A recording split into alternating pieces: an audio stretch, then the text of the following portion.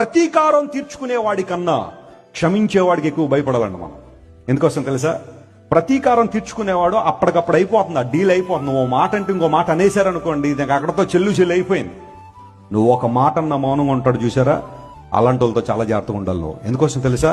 వాళ్ళ మౌనం దేవుని తీసుకొచ్చేస్తుంది మధ్యలోకి. వారి పక్షంగా ఎవరు నిలబడిపోతాడు.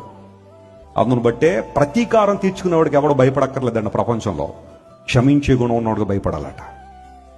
ఉందా భయం నీకు? భార్య ఏమంటలేదని చెప్పి ఇష్టానుసారం మాట్లాడుతున్నావా?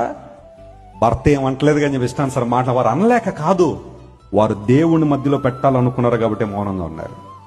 మా ఇంటి ప్రక్కోళ్ళ మీద ఎంత ఎగిరిపడినా ఎవ్వడు ఏమనడానికి లేదు.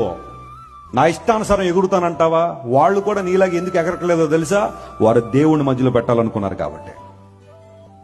తోటి విశ్వాసి నేను ఎన్ని మాటలన్నా పడుతుందండి, నన్ను క్షమించేస్తుందండి, అందరూ బట్టి నా నోరు ఉంది కదా, ఇష్టానుసారం మాట్లాడతాను, నిందలు క్రియేట్ చేస్తాను, రోమర్లు క్రియేట్ చేస్తాను, ఎవడు నన్ను అడగడానికి లేదంటావా?